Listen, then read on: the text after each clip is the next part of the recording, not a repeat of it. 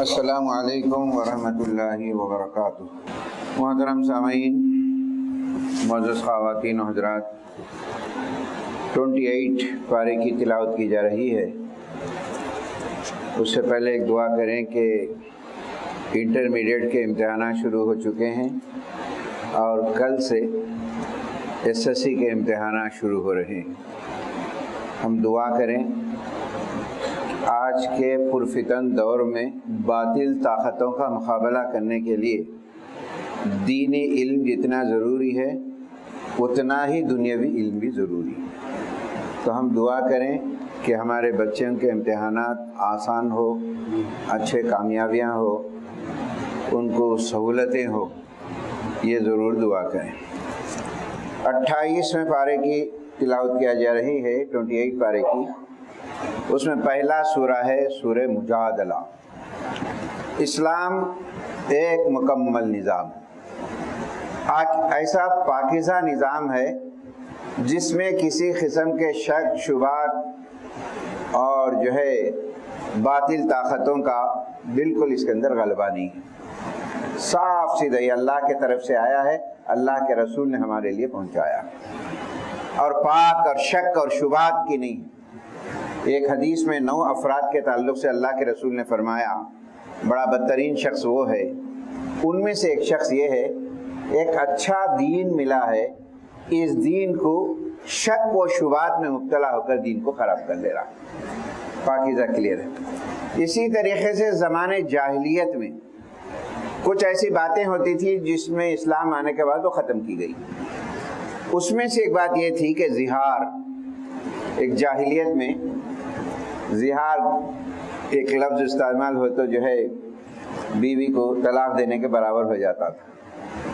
ایک رسم تھی جہالت کے اندر، جاہلیت کے اندر۔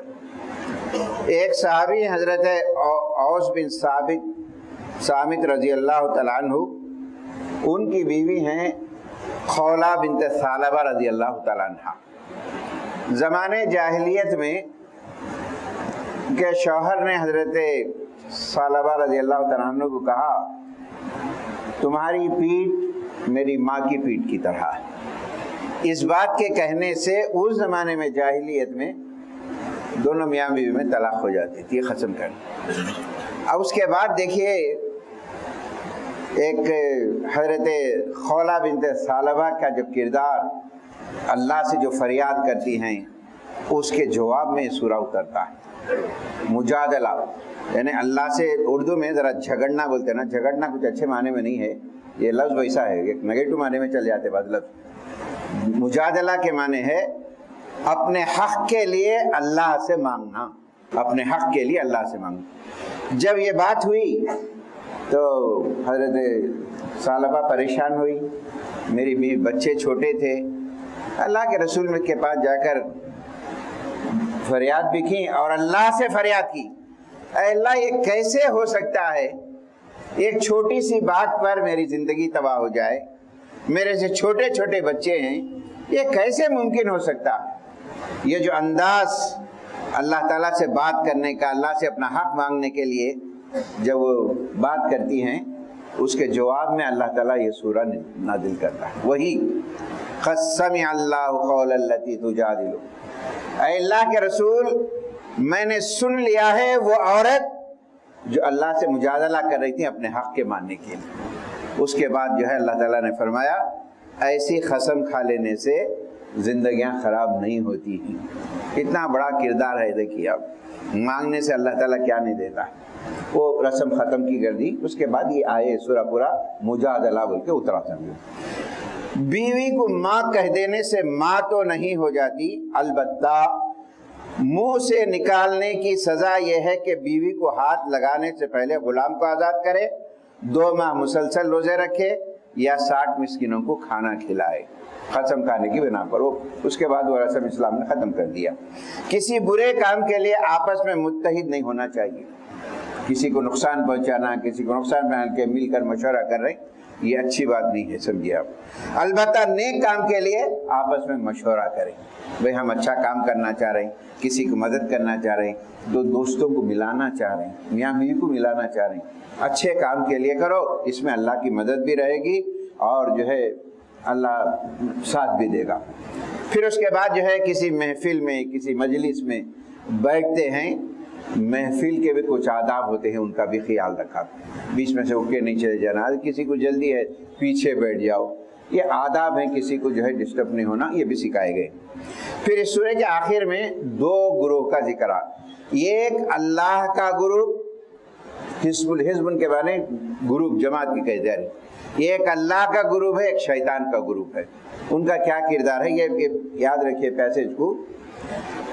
جو لوگ مسلمانوں کی دشمن قوم سے ساز باز رکھتے ہیں اور اپنے مسلمان ہونے پر خصمیں بھی کھاتے ہیں، بہت ڈیپ بات بتائی گئی اس میں، دیکھیے آپ، بہت گہری بات بتایا اللہ نے۔ مسلمان تو ہیں، مسلمان کے دعوے بھی کرتے ہیں اور مسلمان دشمن قوم سے ساز باز بھی رکھتے ہیں، وقت آیا تو ان کا ساتھ دیتے ہیں، مسلمانوں کے اوپر ظلم ستم کو خاموش اختیار کر لیتے ہیں۔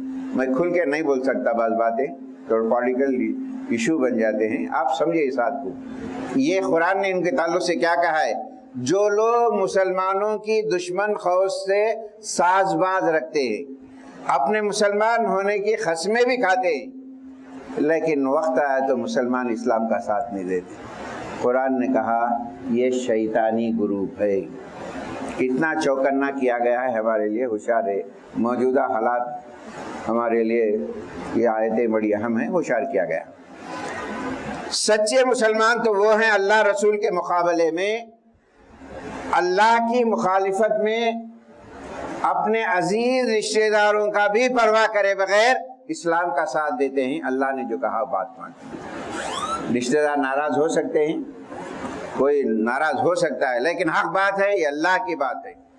ایک حدیث میں آتا ہے کہ مخالفت دور میں بادشاہ کے سامنے، ظالم بادشاہ کے سامنے حق بات کہنا یہ بہت بڑا جہاد ہے، بہت بڑا حق بات کہنا۔ یہ اللہ کا گروپ ہے، اللہ تعالیٰ ان کی مدد کرتا ہے۔ اللہ تعالیٰ سے دعا ہے اللہ تعالیٰ ہمیں چوکنا رکھے، ظالم باطل طاقتوں کے مقابلے میں ہمیں اسلام کی روشنی میں سیدھی راہ چلنے کی توفیق نصیب فرمائے۔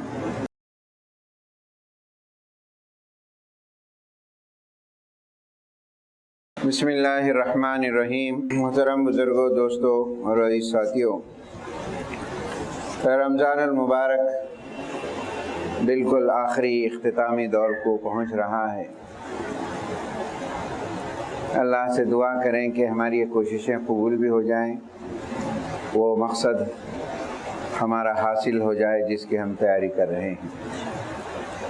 حضرات، ایک راہ عمل لے کر اٹھے، ہم یہاں بیٹھے ہیں، تراویح پڑھ رہے ہیں، قرآن سن رہے ہیں۔ روزانہ میں ایک میسیج آپ کو چھوڑ رہا ہوں خلاصے کے طور پر، اس کو لے کے اٹھے، اپنی زندگی کا حصہ بنائیں۔ یہی ہمارے لیے کامیاب ہوگی، یہی ہمارے لیے دنیا کی آخرت کی نجات۔ نوجوان بچوں کو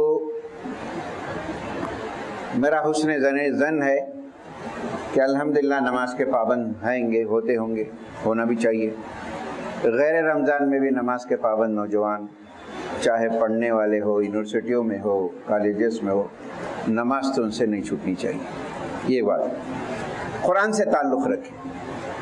جن کی عمریں زیادہ ہو چکی ہیں، 60 سال یا اس سے بڑھ کے، یہ اللہ کا بڑا گفٹ سمجھیے، آپ اللہ کا بڑا احسان سمجھیے کہ اللہ تعالیٰ اس عمر میں ہمیں اسے قریب ہونے کے موقع نصیب کر رہا ہے۔ اس عمر کو جو ہے غنیمت سمجھے، اپنا اصول بنائیں۔ نماز کی صبح پابندی ہو، نماز کے بعد 3 سوروں کی تلاوت کریں، یاسین، سورہ محمد، سورہ فتح۔ شام میں سونے سے پہلے سورہ واقعہ، سورہ ملک، سبحہ کے صورتیں، 6 سبحہ کے صورتیں، سورہ حدید، سورہ حشر، سورہ صف، سورہ تغابن، سورہ جمعہ، سورہ اعلیٰ، سونے سے پہلے ضرور اس کو پڑھیں۔ اللہ کے رسول صلی اللہ علیہ وسلم اپنے بستر پہ جانے سے پہلے سبحہ کے پورے صورتیں پڑھتے تھے۔ کوشش کریے۔ نبی کریم صلی اللہ علیہ وسلم عمر کے آخری حصے میں 2 دعائیں کرنے کا حکم دیے۔ اے اللہ کے عمر کو ہم پہنچ جانے کے بعد ہمارے رزق کے دروازے کو منقطع نہ فرما. کیا بڑی جامع دعا. ہمارا رزق بننا. اور ایک عمر کو چلے جانے کے بعد ہم کسی کے بے بس نہ رہیں, تیرے محتاج بن کے رہیں. اور یہ تمام چیزیں قرآن سے تعلق رکھتی ہیں, اور اس کو اپنا شیڈول بنائیں. کچھ بھی ہو جائے یہ پڑھے بغیر ہم نہیں سوئیں گے. کیا عادت بنائیں. سورہ حشر, یہ پوری سورت مدینے کے یہودیوں کے تعلق سے اتری. بڑے اہم شان نزول ہیں اس کے اندر. مدینے کے یہودی صاحب لشکر اور قوت اور مضبوط قلعے رکھتے ہوئے تھے, زندگی گزارے, لیکن جب اللہ کا حکم آیا وہ خود اپنے ہاتھوں سے گھروں کو ویران کر کے چلے گئے. وقت آتا ہے تو ایک لمحے کے لیے تقدیم تاخیر نہیں ہوتی ہے. اے مسلمانوں, اللہ کے رسول جو تمہیں دیتے ہیں وہ لے لیا کرو, جس سے منع کیے ہیں اس سے بچ جاؤ. بحث و مباحثے کرنا اچھا نہیں. یہ کیوں, اس دور میں کیوں, آج کیسا ہوتا, کیا نہیں. سیدھے سادھے اللہ نے جن چیزوں کا حکم دیا کرو, جن چیزوں سے رکنے کا حکم دیا تو رک جاؤ. منافقین, اہل کتاب, کافر, ان کے دلوں میں اللہ کا ڈر سے زیادہ مسلمانوں کا ڈر ہے. یہ سب مل کر مسلمانوں کا کچھ بگاڑ نہیں سکتے, اگرچہ یہ بظاہر آپس میں ملے ہوئے ہیں لیکن ان کے دل الگ الگ ہیں. اے ایمان لانے والو, اللہ کی نافرمانی سے ڈرو, سوچو. ہر ایک کے لیے لمحہ فکر ہے, ہر ایک کے لیے غور طرف کوسچن مارک ہے. کل کے لیے انہوں نے کیا بھیجا ہے. کل کا مطلب جو ہے قیامت, موت. آج کا دن یہ دنیا ہے, کل کا جو دن ہے وہ قیامت ہے. اس دن کے لیے کیا ریزرو کیا ہے آپ نے, کیا وہاں جمع کیا, ذرا سوچو میرے دوستو. اور جو ہے جو لوگ اللہ کو بھول جاتے ہیں اللہ بھی انہیں بھول جاتا ہے. قرآن کی عظمت بیان کی گئی ہے. اللہ کے سوا کوئی معبود نہیں, وہ عالم غیب ہے, بادشاہ ہے, سلامت دینے والا, حفاظت کرنے والا ہے, وہ کبریائی. اور اس کے آخری 2-3 آیتیں ضرور اپنے وظیفے میں رکھیے آپ, شام میں سونے سے پہلے. جوان بچے تو پڑھ لے سکتے, ہوتا تو ٹائم رہتا. واٹس ایپ کی یونیورسٹی میں اتنے مصروف رہتے کہ جو ہے ٹائم ہی نہیں ملتا.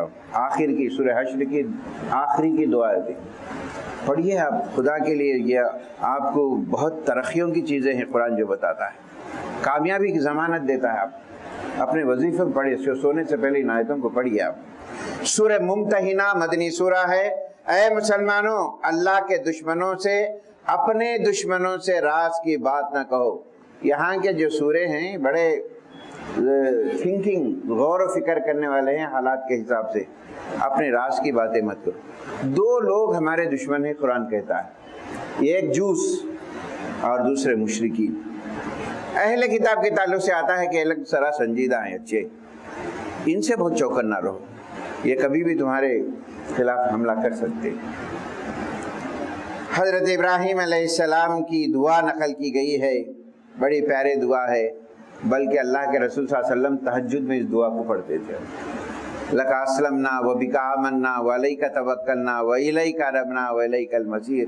اے اللہ, ہم تجھ پر اسلام لائے ہیں, تجھ پر ایمان لائے ہیں, تیرے ذات پہ بھروسہ کرتے ہیں, ہم کو پلٹ کر بھی تیرے پاس آنا ہے, ہماری دعا کو قبول کر لیں. اے ایمان لانے والو, اگر تمہارے پاس کوئی آئے, ہجرت کر کے آئے, تحقیق کر لیا کرو یہ کس پرپس سے آئے, ان کا بیک گراؤنڈ کیا ہے, کیا چاہتے ہیں. تمہاری صفوں میں رہ کر تمہیں خراب تو نہیں کرنا چاہ رہے. تحقیق کر لیا کر لو, چوک کرنے رہو. اللہ سے دعا ہے اللہ تعالی ہم تمام کو ان آیتوں پر سنجیدگی کے ساتھ غور و فکر کر کر عمل کرنے کی توفیق نصیب فرمایا.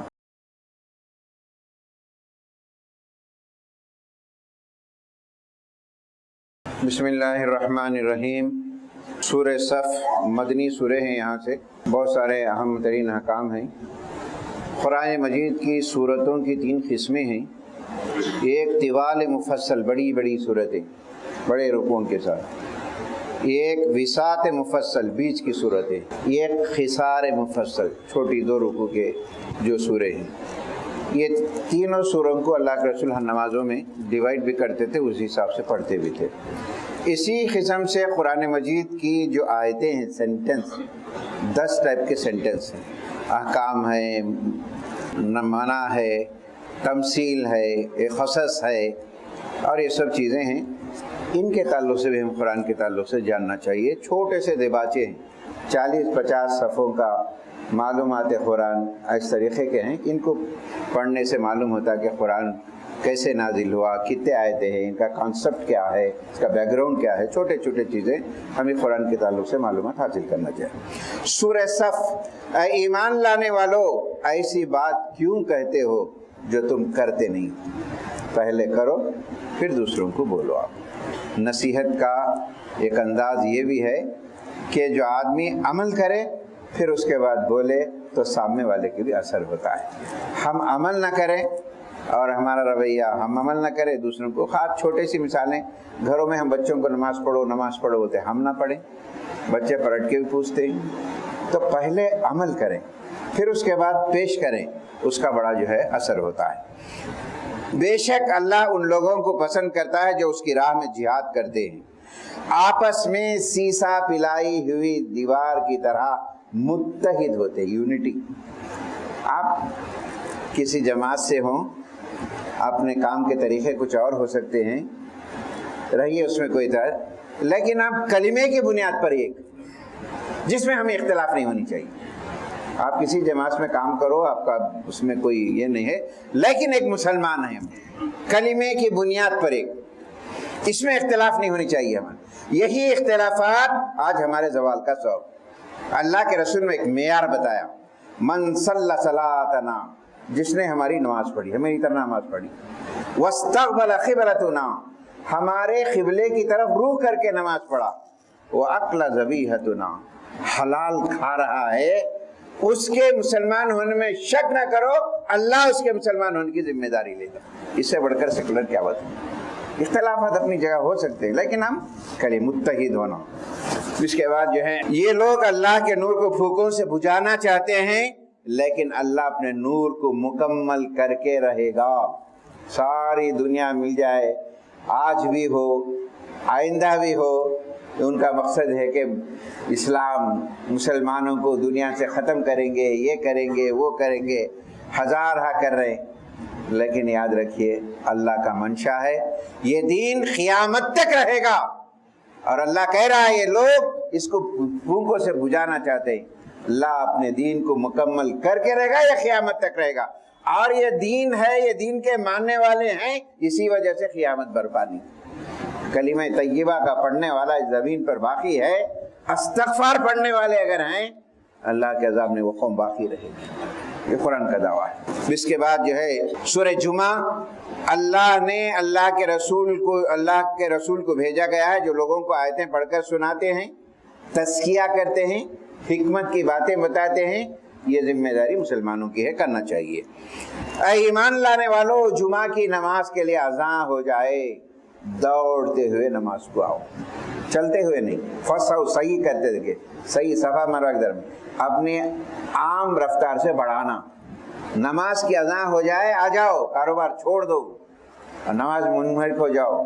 नमाज के बाद फौरी कारोबार में चले जाओ, उसके बाद जो तुम कमाते हो ये अल्लाह का बड़ा फजल होगा। जुमा की नमाज की अहमियत बढ़। अब हम जुमा की नमाज को असल में क्या है मालूम, आखिर के 2 रकात पढ़ लेना जुमा समझते हैं। खुतबा सुनना, खुतबे के आदाब हैं, ये तमाम चीज़ें हैं, फरिश्ते नाम लिखते हैं, ये हदीसों में तफसील है, इनको देखिए। जुमा, और एक बात क्या है, जुमा के दिन एक घड़ी रखा है अल्लाह ताला, उस घड़ी में उस वक्त पर दुआ करते हैं तो उसकी दुआ रिजेक्ट नहीं होती, हदीस में आता है। वो ज़्यादातर दुआ के ताल्लुक़ से बहुत से अक़वाल हैं, 40-50 अक़वाल हैं इसके ताल्लुक़ से, लेकिन ज़्यादातर इमाम खुतबे पे बैठता है, नमाज के ख़त्म होने तक है, ये अलग अलग हैं। लेकिन हम ये है, अल्लाह कब कबूल कर ले हमारी दुआ नहीं मालूम। ईदैन से ज़्यादा फजीलत जुमा की है, जुमा की अहमियत को जानना भी चाहिए। अल्लाह ताला से दुआ है, अल्लाह ताला हम तमाम को जो है इन बातों पर संजीदगी से अमल करने की तौफीक नसीब फरमाए।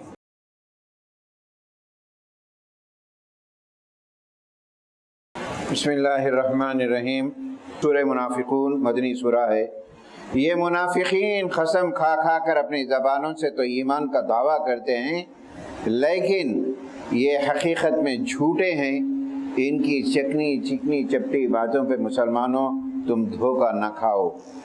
ईमान लाने वालों, اپنے مال اپنی اولاد میں مشغول ہو کر اپنے دین کو فراموش نہ کرو، اگر ایسا کرو گے بڑا نقصان ہو جائے گا۔ اللہ کا دیا ہوا مال موت کے آنے سے پہلے خرچ کرو اللہ کے راہ میں، جب موت آئے گی آپ کو موقع ملے گا، خرچ کرنا چاہے تو بھی نہیں ہوگا۔ اور قیامت کے دن انسان اللہ کے دربار میں جائیں گا، اللہ سے کہا کہ ایک بار مجھے پھر دنیا میں بھیج دے، میں نماز روزے حج عمرے کر کے آؤں گا نہیں کہے گا، بلکہ اے اللہ جو تو نے مال دیا ہے میں تیرے راستے میں خرچ کر کے آؤں۔ تو انفاق فی سبیل اللہ۔ سورہ تغابن، اس سورہ کو بھی اپنے وظیفوں میں رکھیے میرے دوستو۔ ہر چیز خدا کی تسبیح بیان کر رہی ہے۔ وہ خدا جس نے تم کو پیدا کیا، تمہاری اچھی شکل و صورت بنائی اور تم سب کو اس کی طرف پلٹ کر جانا ہے۔ وہ ظاہر اور باطن کو جانتا ہے۔ اے ایمان لانے والو، اپنی اولاد اپنے بیویوں کے کہنوں میں آ کر نیک کاموں سے باز نہ رہو۔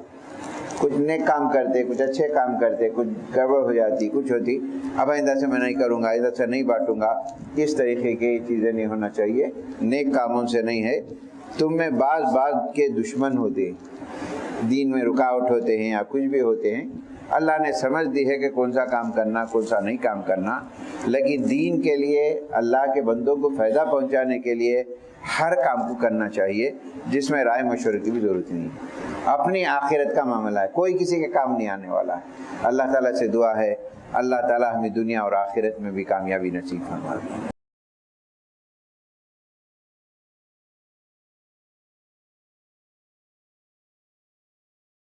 بسم اللہ الرحمن الرحیم۔ سورہ طلاق، سورہ تحریم دونوں بھی مدنی سورہ ہیں۔ سورہ طلاق کے اندر طلاق کے مسائل بیان کیے گئے ہیں۔ البتہ اس سورہ کی تیسری آیت اپنے وظیفوں میں ضرور رکھیں، ملازمتوں کے لیے اور جو ہے رزق کے لیے، جو بھی مسائل ہیں اپنے لیے اس کو ضرور پڑھا کریں۔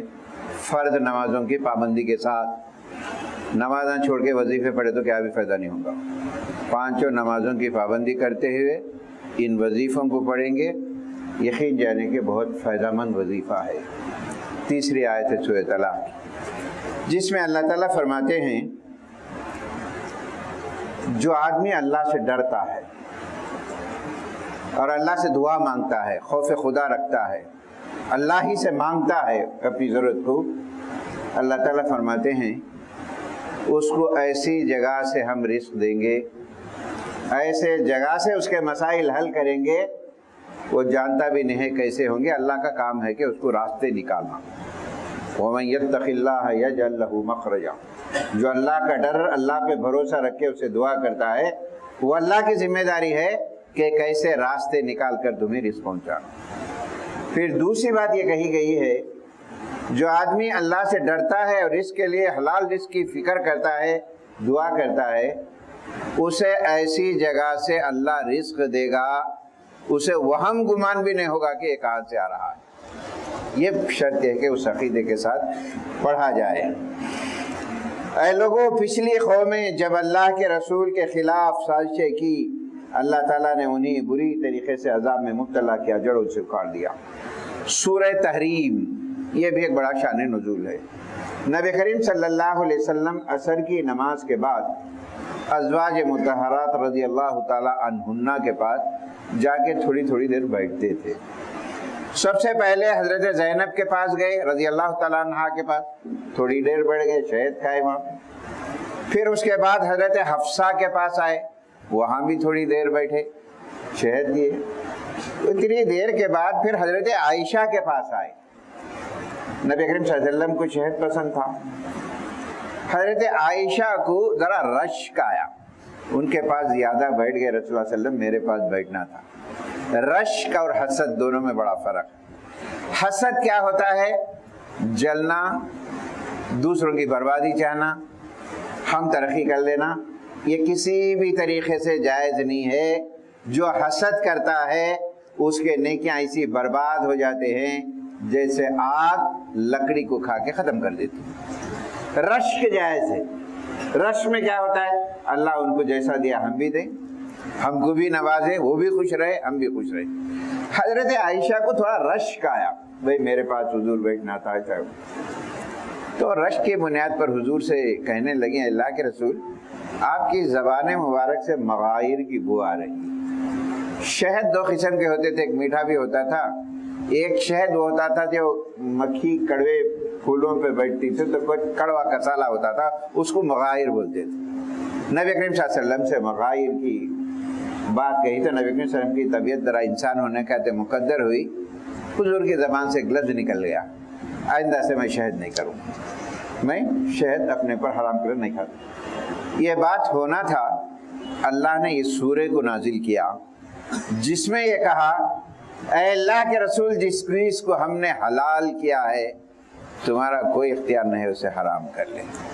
یہی بات اللہ کے رسول صلی اللہ علیہ وسلم نے مرض الموت کے خطبات، آخری جب نبی صلی اللہ علیہ وسلم بیمار ہو گئے تھے اس وقت پر بڑے اہم خطبات دیے، ان خطبوں میں ایک خطبہ یہ بھی دیا، لوگوں کو جمع کر کے کہا اے لوگوں میں نے وہی چیزیں تمہارے لیے حلال کی ہیں جو اللہ نے حلال کیا، وہی چیزیں میں نے حرام کی ہے جو اللہ نے حرام کیا ہے، خدا کے لیے میرے بعد حلال کو حرام، حرام کو حلال مت کرو۔ تو اس سے معلوم ہوتا ہے یہ دین اللہ کے طرف سے اترا ہوا ہے اور اس کے احکام منظم ہے اور جو ہے عمل کرنے والے ہیں، قیامت تک اس کے احکام چلیں گے، کسی کی بھی مجال نہیں ہے اس کو بھی۔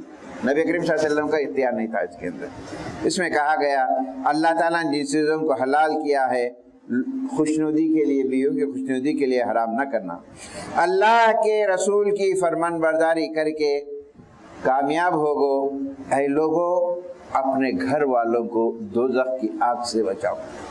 بڑی اہم ترین آیت، اپنے آپ کو دوزخ کے آگ سے بچا لیے، یہ بھی فکر کرو اپنے بیوی بچے بھی دوزخ کی آگ سے بچے۔ اس کے بعد جیسا جیسا ہو، گھر میں ایک شوہر نماز پڑھتا ہے، بیوی نماز نہیں پڑھتی، بچے نماز پڑھتے، اور کمال کی بات یہ ہے کہ شوہر پابند ہے تو تمہارا دیکھ لو، آخرت میرا میں دیکھ لیتا ہوں۔ یہ کلچر، جو تہذیب جو ہوتی ہے یہ بڑے ڈینجر ہوتی ہے خاندانوں کو۔ قرآن نے صاحب کہا اپنے آپ کو، اپنے اہل و عیال کو دوزخ کی آگ سے بچاؤ، بڑی ذمہ داری ہے یہ آیت ہے اس کے اندر۔ اور جب توبہ کرتے ہو تو بڑے خلوص سے کرو، توبہ ایسی ہو کہ تمہارے عمل سے ظاہر ہو، اور سچی توبہ کرو۔ سچی توبہ، توبۃ النصوح کس کو کہتے ہیں؟ دوبارہ ان گناہوں کی طرف نہ پلٹنا، ایسی توبہ کرو، اللہ تعالیٰ قبول کرنے والا ہے۔ پھر اس کے بعد دو عورتوں کی مثالیں دی گئی ہیں۔ دیکھو اللہ کے پاس کامیاب ہونا ایمان اور عمل صالح کی بنیاد پر۔ حضرت لوط بہت جلیل القدر پیغمبر ہیں، حضرت ابراہیم علیہ السلام کے بھتیجے تھے، ایک علاقے کے لیے حضرت ابراہیم نے انہیں دعوت کے کام کے لیے کیا، لیکن ان کی بیوی آپ کی مخالف تھی، آپ کے خلاف آرگنائزیشن کا کام کرتی تھی۔ اللہ کا عذاب آیا، حضرت لوط سے کہا دیکھو یہاں سے چلے جاؤ تم، اللہ کا عذاب آئے گا، تمہاری بیوی بھی نہیں بچے گی، تم پلٹ کے بھی نہیں دیکھنا اپنی بیوی کو، وہ اللہ کے عذاب کی شکار۔ کیوں؟ اس کا طریقہ اٹھنا بیٹھنا غلط ہو گیا سب۔ اس کے بعد فرعون کی بیوی کی مثال دی گئی، حضرت آسیہ۔ فرعون کے جو ہے نہ مان کر جو ہے اللہ پر ایمان لی تھی، بڑی سزائیں دیتا تھا، یہاں تک کہ ایک تختے پہ لٹا دیا، کیلے مارتا تھا، جس کو قرآن نے کہا وہ فرعون اوتادا، کیلے والا فرعون، اور جو ہے بیوی کو جو ہے اتنا ستاتا تھا۔ جب ستاتا تھا تو مسکراتی تھی، دعا کرتی تھی اے اللہ میرے لیے وہ جنت کا گھر بتا دے، جنت کا گھر بتا دیا۔ ایک فرعون کی بیوی کا ذکر کرتا اللہ تعالیٰ، اور دعا کی اے اللہ ونجینی فرعون من وعملی، اے اللہ فرعون اس کے سارے محکمے کے لوگ جو ہے ستاتے ہیں، اس سے مجھے نجات دے دے۔ ان دونوں واقعات سے معلوم ہوتا ہے کہ قیامت کے دن نجات عمل صالح کی بنیاد پر ہوتا ہے۔